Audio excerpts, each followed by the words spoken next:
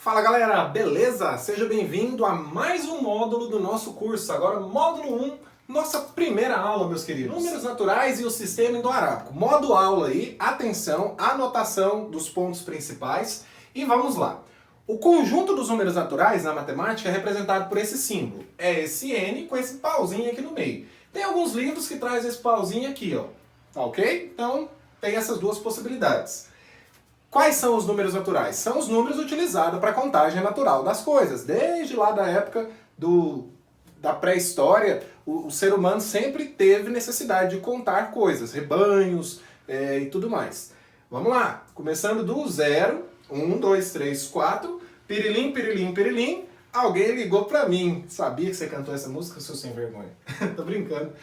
Essas reticências aqui significa então que os números continuam infinitamente, tudo bem? Se eu não tivesse colocado, o conjunto teria acabado no número 4. Aí seria o conjunto dos números formados de 0 até 4, só isso. Seria um conjunto finito, teria fim. Naturais não, os naturais são infinitos, tudo bem? Perceba que agora no conjunto de baixo eu coloquei um asterisco em cima do símbolo do conjunto dos números naturais. Você já deve ter percebido o que esse asterisco fez, não deve? Ele excluiu o número zero do conjunto. O zero, na matemática, ele é chamado de número nulo, tudo bem? É chamado de quê, pessoal? Número nulo. Quando tiver esse asterisco em qualquer conjunto que seja, dos naturais ou qualquer outro, significa que o zero está excluído desse conjunto.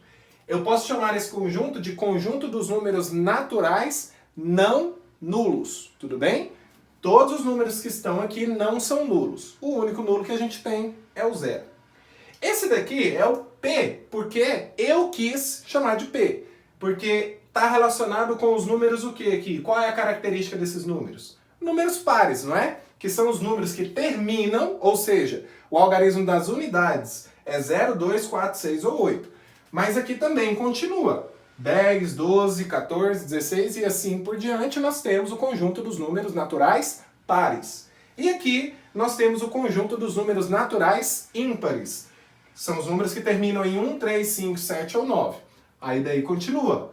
11, 13, 15, 17 e assim por diante. Uma observação importante é que toda vez que se fala de conjunto na matemática, os elementos desse conjunto têm que vir entre chaves, tudo bem? Sempre. Eu tenho certeza que 70% dos que estão me assistindo aí tem dificuldade em fazer esse símbolo da chave, é ou não é? Fala a verdade.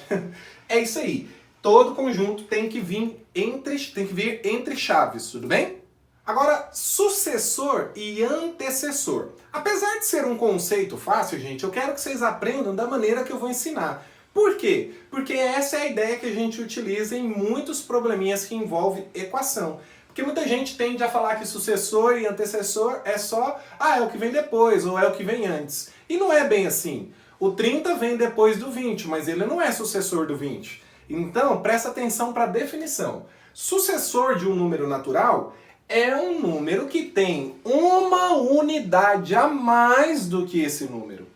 Antecessor de um número natural é um número que tem uma unidade a menos do que esse número natural. Foca no uma unidade a mais e no uma unidade a menos.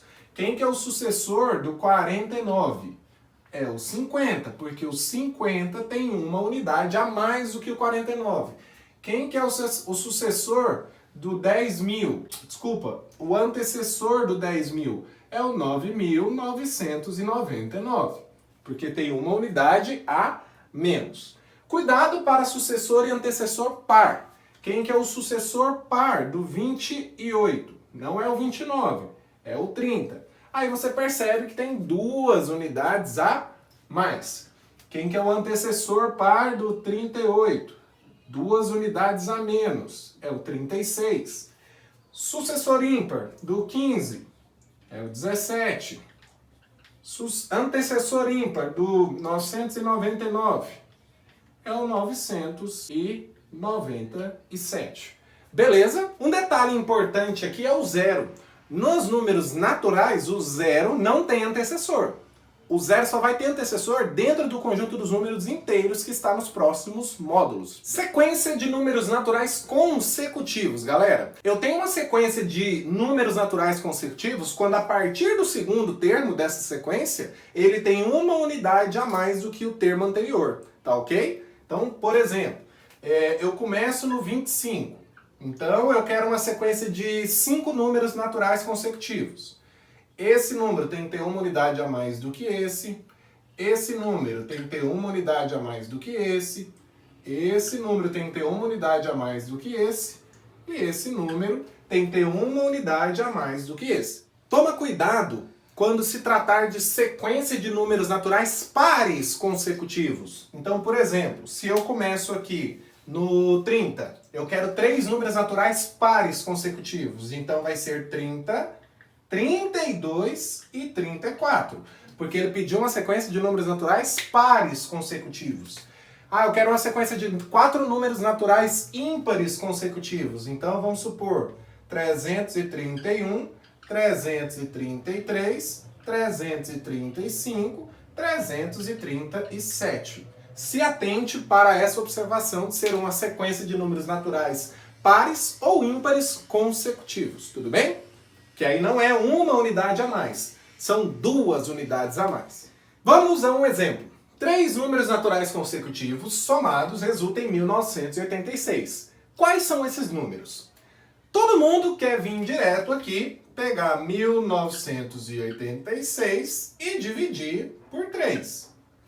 Não está de tudo errado. Mas quando você faz isso, você está assumindo para mim que os 3 números são iguais, porque a divisão é repartir em quantidades iguais. Você pode até fazer isso, mas você não consegue, em grande maioria, interpretar o que é o resultado. Eu consigo. Mas vamos lá. 6 vezes 3 vai dar 18, sobra 1. Desço 8. 6 vezes 3 vai dar 18, sobra 0. Desço 6. 2 vezes 3 vai dar 6, sobra nada. Deu 662. Eu, Vinícius, sei que esse é o termo do meio de uma sequência de 3 números naturais consecutivos. Então eu sei que o primeiro é 661, o segundo é 662 e o terceiro 663. Pode conferir que a soma vai dar exatamente aquele resultado que o exercício falou. Mas agora uma solução mais segura, que vai valer para qualquer quantidade, é a solução 2 que eu vou te dar. Presta atenção. Se eu tenho 3 números naturais consecutivos somados, para fazer com que eles se tornem 3 números iguais, eu tenho que tirar uma unidade do termo do meio, porque aí fica 661, e eu tenho que tirar 2 unidades do terceiro número, porque aí fica 661. Então, beleza.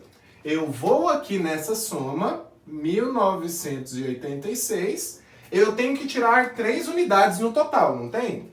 Então, eu tiro 3 unidades, fica 1983. Agora sim, eu sei que essa soma é o resultado da soma de 3 números iguais. Eu sei agora o que eu estou fazendo. Quais são esses 3 números iguais? 661, que é o primeiro termo dessa sequência. Pego lá então 1983, só para conferir, divido por 3, 6 vezes 3 dá 18, sobra 1, desce o 8, 6 vezes 3 dá 18, sobra 0, desce o 3, 1 vezes 3 dá 3, sobra 0. Quando eu faço assim, eu tenho certeza do que eu estou fazendo e sei que eu estou encontrando o primeiro número dessa sequência. Então, o primeiro número é 661. Lembra das 3 unidades que eu tirei? Uma delas coloca no termo do meio, porque são números consecutivos, e no terceiro número coloca as outras 2 unidades que faltam. Vou fazer um exemplo com mais números e com outra característica para você entender essa ideia da solução 2, para você se sentir mais seguro. Não estou dizendo que você não possa fazer assim. Pode, é até mais rápido. Só tome cuidado para entender aonde que essa divisão vai te levar. Segundo exemplo, vamos fazer agora, coloquei o enunciado resumido, com 4 números consecutivos pares, soma 532. Quais são eles? Posso até pegar e dividir por 4, mas eu tenho que saber o que esse resultado vai me levar. Eu vou fazer pela solução 2. Vamos lá. Vamos supor aqui 20, 22, 24 e 26. Para que fiquem 4 números iguais, eu tenho que tirar 2 unidades aqui, 4 aqui e 6 aqui. No total, eu tenho que tirar quantas unidades? Tenho que tirar 12 unidades. Então eu vou pegar o 532 e tirar 12 unidades. Isso vai dar 520. Quando eu pegar esse 520 e dividir por 4, eu vou encontrar o menor desses números, tudo bem? 520 dividido por 4, 1 vezes 4 dá 4, sobra 1, desce o 2, 3 vezes 4, 12, sobra 0, desce o 0, acrescento 0. Pronto, eu tenho certeza que eu encontrei o menor desses números. Quem são os próximos? 132, 134, 136. Eu dividi por 4 e sei o que eu estou fazendo. Se eu tivesse dividido direto, vamos ver o que vai dar aqui. 532 dividido por 4, uma vez dá 4, sobra 1. 3 vezes dá 12, sobra 1. 3 vezes dá 12, sobra 0. Olha que número que deu. Não deu nem um número par. Então, muito cuidado em pegar o número e dividir pela quantidade direto. O que você vai fazer com esse 133? Você consegue interpretar? Muito cuidado com isso. Professor, dá para contextualizar números naturais? Demais. Códigos de barra, faturas, CPF, CNPJ, número de telefone, CEP, cartão de crédito. Já caiu questão de CPF no Enem, tá? Fiquem espertos. Nas faturas, por exemplo, não sei se você sabe, cada númerozinho da fatura, do código de barra de fatura, tem uma função, tá ok? Não sei se todos, eu já até vi um site que explica um por um, se você quiser, por curiosidade, pesquisar. Mas tem um código que é o número do banco, tem um código que é a data de validade da fatura, tem um código que é o valor da fatura. Todos os números naturais aplicados nesse contexto podem cair em provas e em exames de qualquer espécie.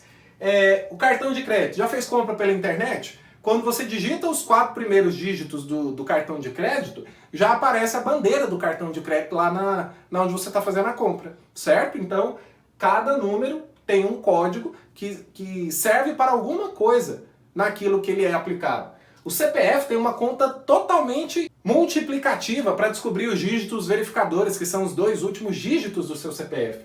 O número de telefone, quando você põe chamar, faz uma chamada para uma pessoa que está a qualquer lugar de distância do mundo.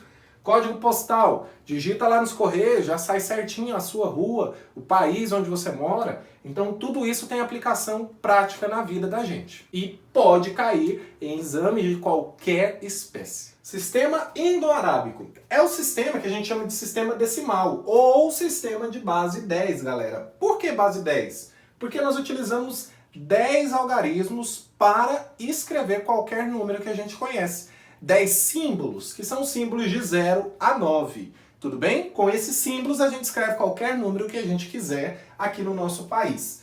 Coloquei um número de exemplo aqui no quadro, tá ok? E quero ensinar 3 coisas com ele. Primeira coisa, cada posição que o número ocupa é chamado de ordem. Tudo bem? Por exemplo, aqui é a ordem das unidades, aqui é a ordem das dezenas, e aqui é a ordem das centenas. Alguns livros trazem a palavra simples depois. Unidades simples, dezenas simples, centenas simples. Só que a gente pode simplificar isso falando apenas unidade, dezena e centena. Tudo bem? A cada 3 ordens eu tenho uma classe. Essas 3 ordens formam a classe das unidades ou unidades simples. Essas 3 ordens aqui formam a classe dos milhares.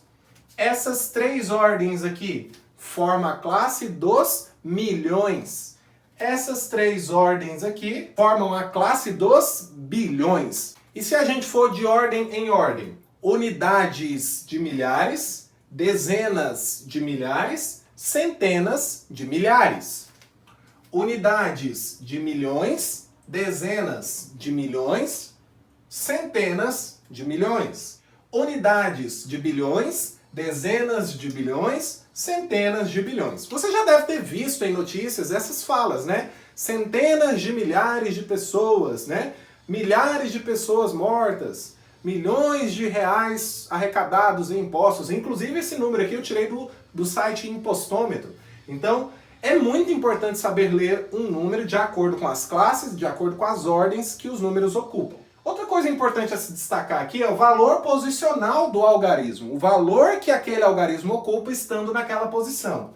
Tá vendo que tem dois algarismos 4 aqui?